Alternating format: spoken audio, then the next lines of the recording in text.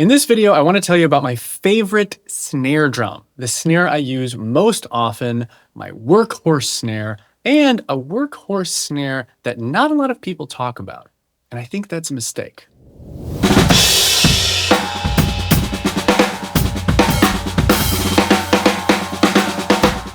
So what's important for me when I'm thinking about a workhorse all-purpose snare? I play a wide variety of genres and gigs, from avant-garde weird jazz to rock and metal and everything in between. I also don't like having a lot of gear. Partially this is because I live in New York City and space is limited, but partially because I like living kind of a minimalist life.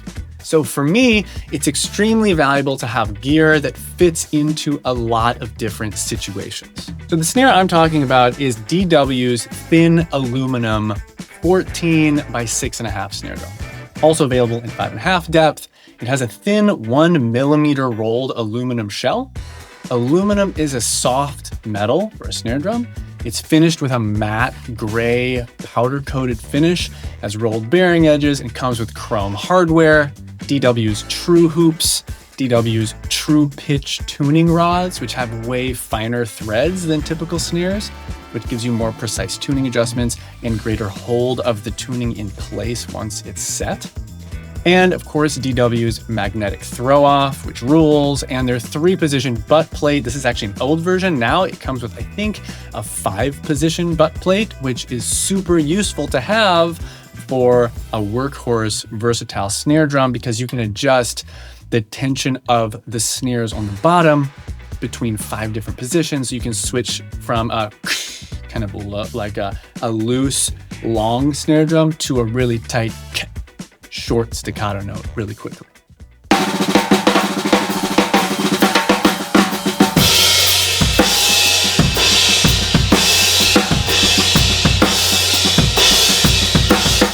It comes in at about $550 US. DW is often thought of as a high-end brand because what many people forget is that they're a custom shop, unlike most other big drum companies. But this drum actually comes in at about the same or lower price than similar aluminum snare competitors, like the Ludwig Superphonic or Acrolite, the Yamaha Recording Custom, the Thomas Starphonic, and the Pearl Sensitone. A quality drum like this for $550 is pretty normal. And the reason that a workhorse snare might be a good investment is that it can basically play the role, no pun intended, of several snare drums that you would otherwise buy individually, the cost of which would be much higher. It's not the flashiest looking drum with the matte gray finish, but I think that's a good thing for a workhorse snare because it just needs to blend into a whole bunch of different situations. And you can think about that aesthetically, visually, as well as sonically. So I think that's actually a nice aspect of this snare. Here's why I love it. It's metal, so it has some of those powerful qualities, but it's super thin, soft metal, which means a few things. In terms of tone, you get more overtones compared to thicker, harder metal shells. This gives you some of that wooden snare vibe that is super important for me because I don't muffle my drums at all, typically. So I love to hear the resonance not only of the drum, but of the whole drum set. So the snare resonates nicely, even if I'm playing other parts of the kit. 2, it's not super loud, which is important to me because I'm not typically playing arenas. I'm playing small and medium-sized venues where people are sitting right in front of the drums a lot of the times, and it's painful for everyone involved if I'm slamming on a bell brass snare drum. But with this drum, I can play hard, but it doesn't hurt, so you get the tone you want without the pain. But you also don't lose anything on the low end of the volume spectrum. Quiet ghost notes are kind of my thing, and they sound great on this drum.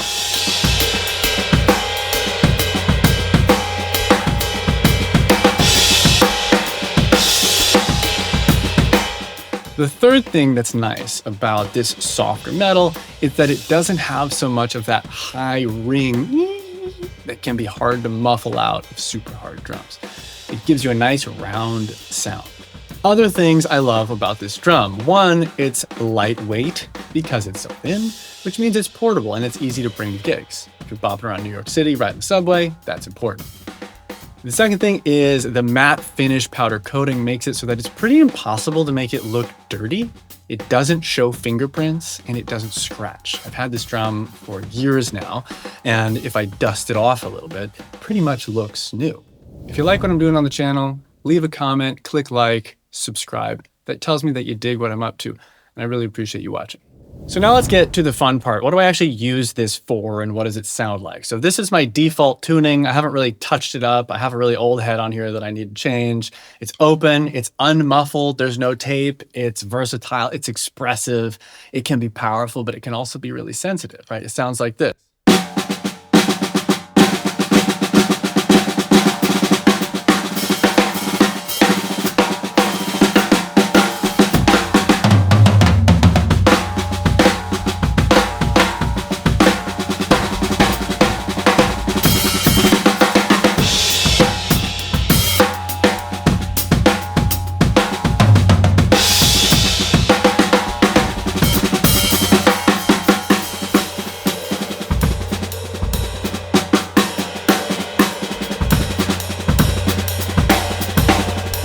I also use this snare drum for some pretty powerful rock stuff.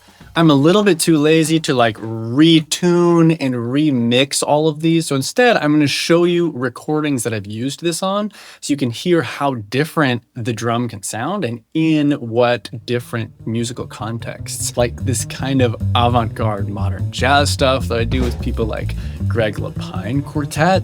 This tune called Motion Potion. That's a pretty good example on YouTube.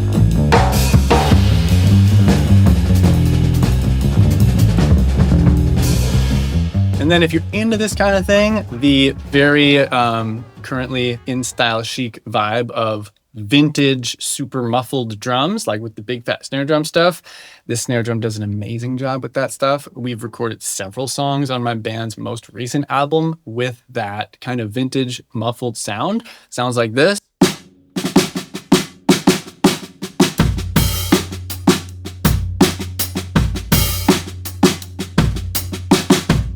There's a song called Like Sand from my band. Listen to how radically different this snare drum sounds compared to the last one.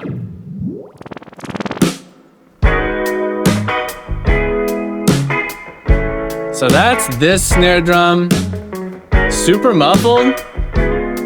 You know, I'm actually realizing, I'm remembering right now, I'm playing this with a brush, with one of these big fat brushes. One of these.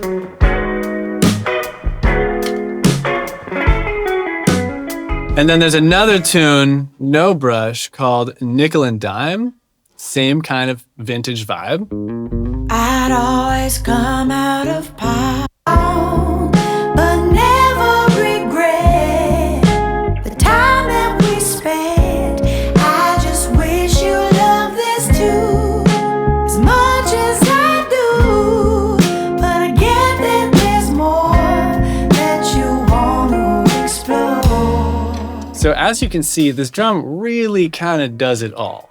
And there you have it. This is my favorite snare drum, the drum I use the most often, my workhorse snare drum, the DW 1mm thin aluminum 14 by 6.5, an essential piece of gear for me. Thanks for watching. See you soon.